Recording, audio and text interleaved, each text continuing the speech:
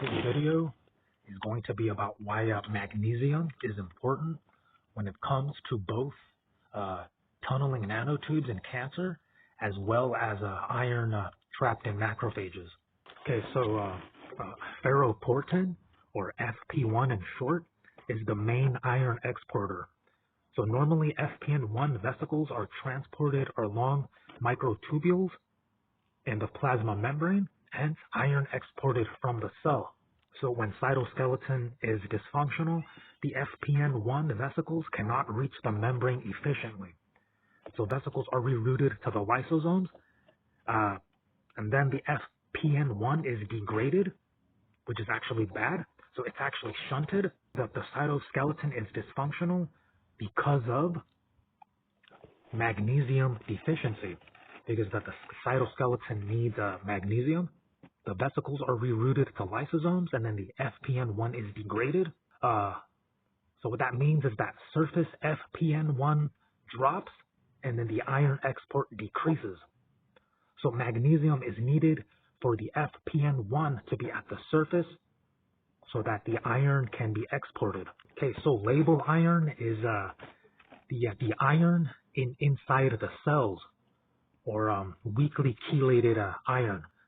The consequences of FPN1 loss as a result of magnesium deficiency results in macrophages becoming iron hoarding, or in this case, iron trapped in macrophages, because the iron export decreases because of the loss of FPN1, which leads to intracellular iron accumulating, and then the labile iron pool rises. Or labile iron pool is another word for the iron inside of the cells, and then that leads to more oxidative stress. And the reason this is problematic is because the cancer tumors can access the iron even if it's trapped in the macrophage. That the tumor can still get the iron. So that means that the tumor is going to be more difficult to defeat. Iron trapped in the macrophage means that hypoxia, which also feeds cancer, because the iron is not being taken up by the red blood cells, because the red blood cells need iron to deliver oxygen around the body. If the red blood cells cannot deliver oxygen around the body, then that's going to lead to hypoxia.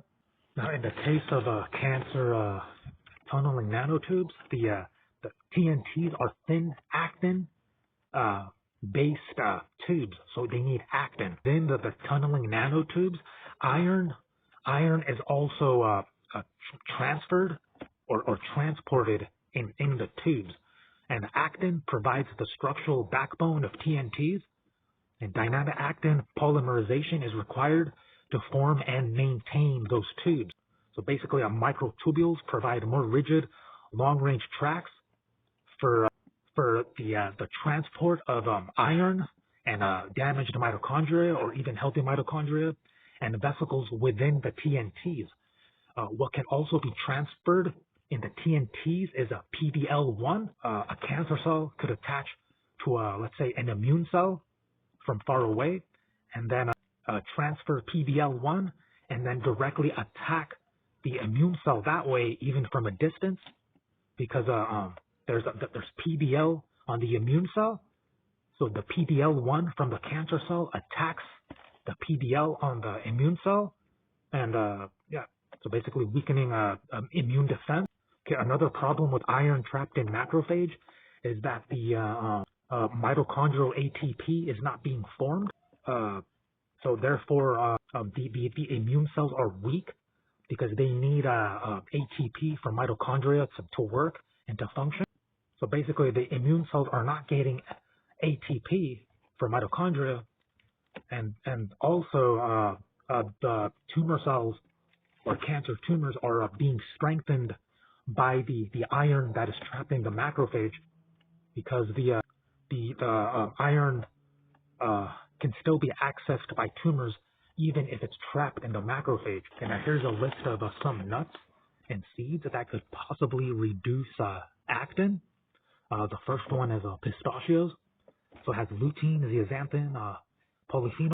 So polyphenols reduces actin stress fiber persistence, which means less TNTs. Also preserves T cell cytoskeletal flexibility, as I was explaining earlier with the magnesium, of how the cytoskeleton needs of magnesium. Also pistachios improve immune synapse formation versus nanotube diversion. So the net effect is anti-TNT. Pistachios reduce tunneling nanotubes and also supports the immune system. This is especially important where the tumor cells, cancer tumors, are taking up iron even if the iron is trapped in the macrophage. The next nut is pectins. Pectins have a manganese. Manganese is also important for the mitochondrial process. So pectins reduce the membrane anchoring of actin bundles. So basically that means that tunneling nanotubes cannot, they have nowhere to anchor. So therefore they can't really, that they can't connect to another cell, or that they can't really connect anywhere. Not on the cancer cell, not on the immune cell. So pectins are a strong TNT destabilizer. Now another nut here is macadamia nuts, but they're actually neutral to slightly permissive when it comes to tunneling nanotubes. So it does little to block TNTs, but it doesn't mean that you should. It doesn't mean that macadamia nuts aren't good. That they still have their benefit. They're just not very good when it comes to TNT. Next one here is almonds. So almonds have a quercetin, magnesium. So the magnesium supports the cytoskeletal. Also, quercetin in almonds reduces excessive zinc, because of if the zinc is too high, that's going to close the chromatin, and then that also means that the genes for the lysosome aren't going to work if the chromatin is closed because of excessive zinc. That means that the lysosome is not going to be able to process the iron, which is going to lead to this complication with the iron trapped in a macrophage. So almonds also reduce actin polymerization rate, and then the magnesium improves the controlled depolymerization. So almonds have a moderate TNT suppression. Next one here is cashews. So it does have some copper, which leads to actin fragmentation. So it can destabilize TNT. So basically, there's a TNT inhibition. There is some caution though, is that excess may impair immune cell migration.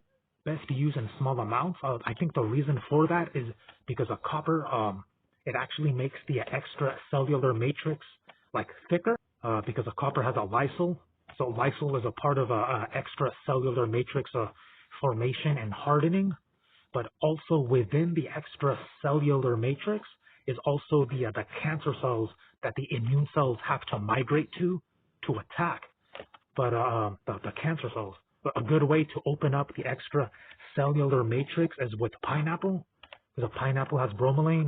Bromelain cleaves CD44, 62L, which is what will open up the ECM, so that the immune cells can go in and attack the cancer cells. So the next nut is sunflower seeds. Unfortunately, sunflower seeds promotes actin protrusion. So sunflower seeds is something you might want to take out of your diet. Sunflower seeds are also high in W6. Excessive W6 increases RAC1, which also promotes actin protrusions, or in other words, an actin protrusion is the tunneling nanotube itself actually forms and comes out and extends so that it can connect to other cells from the cancer cell, like let's say to the immune cell. So yes, sunflower seeds promotes the TNT formations. I have some videos that explains the effects of certain foods and fruits on a RAC1. So check that one out. Leave your comments down below about your own knowledge on this. Like and subscribe, and I'll see you in the next video.